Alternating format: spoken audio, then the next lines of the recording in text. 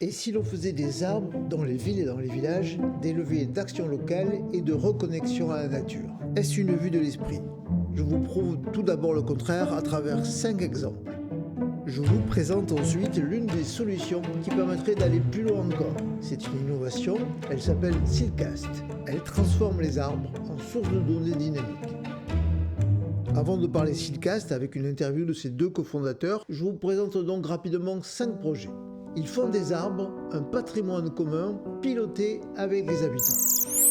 Le premier est à Medellín, en Colombie. Depuis 2016, la ville a planté presque 900 000 arbres le long de 30 corridors interconnectés couvrant 65 hectares. En 3 ans, la température de la ville a ainsi baissé de 2 degrés. C'est la finalité classique de ces politiques d'îlots de fraîcheur. Mais ce qui est vraiment nouveau à Medellín, c'est que 75 habitants des quartiers défavorisés ont été formés pour devenir jardiniers urbains.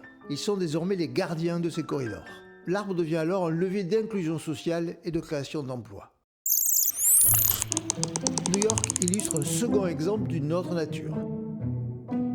C'est une carte publique de plus de 800 000 arbres, chacun avec son espèce, son état sanitaire et ses bénéfices calculés. Par exemple le CO2 capturé ou l'eau filtrée. Mais ce qui est remarquable à New York, c'est aussi la méthode. En 2015, en effet, ce sont 2241 bénévoles qui ont arpenté les rues de New York pendant 18 mois pour recenser un tiers des arbres de la ville. Aujourd'hui, n'importe quel habitant peut aller sur la carte, adopter un arbre, enregistrer qu'il l'a bien arrosé ou qu'il l'a bien taillé ou encore signaler un problème.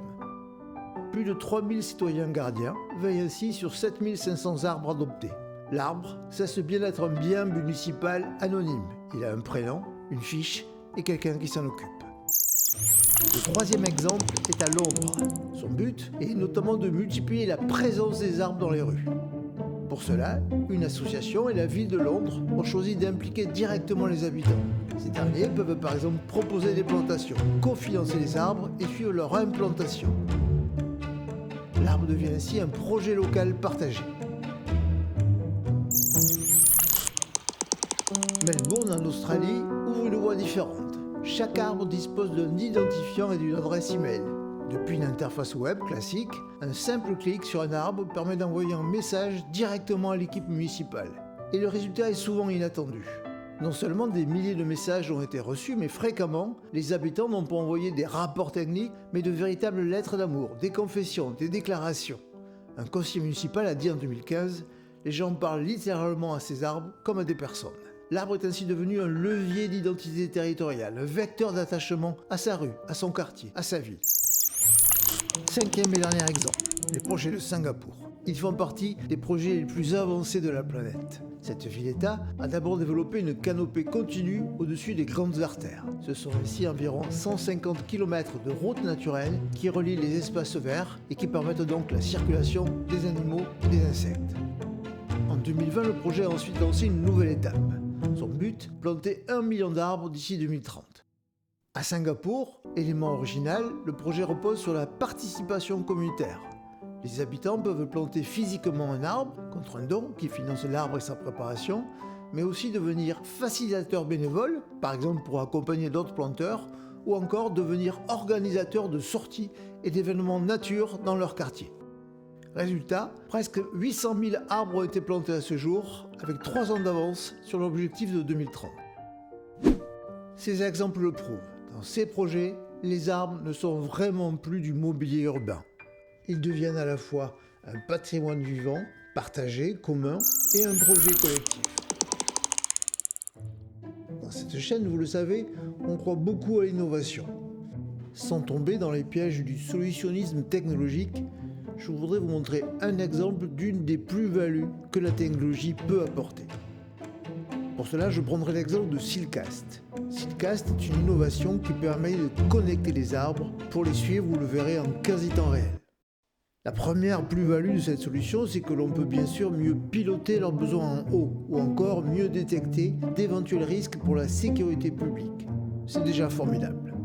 J'ai toutefois l'impression que Seedcast pourrait apporter d'autres plus-values. Je vous en fais la démonstration avec l'interview des 2 fondateurs de Seedcast. Un arbre utilise de l'eau pour fonctionner. Donc il y a de l'eau qui sort par les feuilles, par les stomates, et de l'eau qui entre par les racines. Et les débits ne sont pas à l'équilibre, sont quasiment jamais à l'équilibre. Et donc, ce qu'on mesure, c'est cette variation de volume qui est associée au déficit entre le flux entrant et le flux sortant. À terme, ce que nous, on souhaite développer sont des modèles de gestion arbres et eau. C'est-à-dire que la spécialité d'Émile, c'est la mécanique des fluides, c'est la compréhension des flux d'eau. On a une très bonne maîtrise maintenant, grâce à ces travaux de recherche qui sont à l'origine de Sealcast, de ce qui se passe au niveau de l'arbre, la mécanique des fluides de l'arbre. Et le travail sur lequel on continue d'avancer, c'est celui de l'eau à l'échelle du peuplement. Alors la mesure en soi, c'est un câble qui fait le tour de l'arbre et qui mesure directement le changement de volume et qui est couplé ensuite à une station météo qui est aussi sur place. On a complété donc ce qui est en fait un micro dendromètre avec station météo intégrée. On a complété ça avec des mesures d'oscillation des troncs et on travaille sur des modules qualité de l'air et acoustique, bioacoustique, de façon à pouvoir intégrer vraiment de multiples données au sein du même appareil. Et vous allez m'expliquer aussi, s'il vous plaît, comment elle remonte vers vous, vers la plateforme et finalement vers le client ou l'usager. Donc on prend une mesure toutes les minutes. Donc ce sont des variations très fines qui nous permettent de comprimer en fait le temps. C'est-à-dire qu'on peut comprendre pas mal de choses sur ce qui se passe au niveau de la parcelle, de l'arbre, sur une saison, plutôt que de suivre sur une dizaine d'années. Les données sont envoyées par le réseau mobile, donc il y a un modem dans le capteur. Est-ce que vous pourriez me donner l'un ou l'autre des cas d'usage, quels que soient les clients et quelles que soient les stations forestières ou les situations dans lesquelles l'arbre pousse? Nous, on développe deux angles d'application en forêt et on développe un troisième angle. Le premier angle, c'est le satellite. Alors ça, vous allez me dire, mais quel est le rapport avec des capteurs de terrain? Eh bien, c'est parce que les satellites, qui sont une nouvelle offre développée pour suivre les forêts, ont besoin, les images ont besoin d'être calibrées et d'être validées par de la donnée de terrain qui, nous, on trouve qu'elle est gravement manquante. Et donc, Sealcast peut intervenir pour soutenir ces solutions satellitaires en les personnalisant au terrain et donc améliorer la qualité de ces services. Ensuite, il y a l'idée de placette. C'est un concept bien connu en forêt. Et l'idée, ça serait de pouvoir renforcer finalement la qualité des placettes traditionnelles en suivant quelques arbres au sein des placettes, mais en mesurant certaines données, celles que nous collectons, tous les jours plutôt que tous les 5 à 10 ans. Donc, notre premier marché, il est plutôt orienté vers l'arbre urbain. Et ça, c'est lié au développement technologique, au fait qu'on a un capteur qui permet vraiment de mesurer le stress hydrique en continu et donc participer aux efforts de gestion de tout ce qui est irrigation. On peut effectivement faire remonter une alarme et dire à peu près quel est le volume d'eau déficitaire. En général, les gens aiment leurs arbres, donc souvent peut-être le travers, c'est de mettre plus d'eau que nécessaire. On le voit, avec des solutions comme celle proposée par Sealcast, peut-être est-ce la première fois que l'on peut voir et suivre les arbres avec autant de précision. La technologie apporte ici au moins 3 plus-values importantes. Première plus-value, elle permet de mieux suivre les besoins des arbres en eau, notamment dans les villes. Sealcast ainsi à la fois améliore leur croissance et optimise aussi les dépenses publiques et les ressources humaines qui sont affectées à ces actions.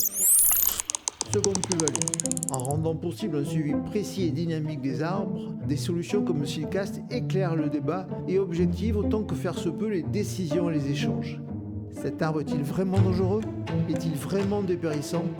J'ai en tête un nombre d'exemples dans lesquels j'aurais adoré avoir des datas comme celles fournies par Sealcast. Troisième plus-value, plus fertile encore, Sealcast permet aussi sans doute de sortir du monde des experts et d'associer ceux qui le veulent au copilotage des arbres dont on a parlé dans les premiers exemples de ce reportage. Pour ceux qui veulent parrainer un arbre, il est en effet facile de leur donner accès à des données qui leur permettront de mieux suivre, de mieux aider, de mieux surveiller, de mieux assister cet arbre. J'en suis convaincu, on protège et on valorise mieux ce que l'on comprend bien. Et si la technologie pouvait ainsi rendre visible, compréhensible et partageable des projets de reconnexion entre nous, la nature et le vivant? Je crois que c'est une piste qui devient de plus en plus plausible.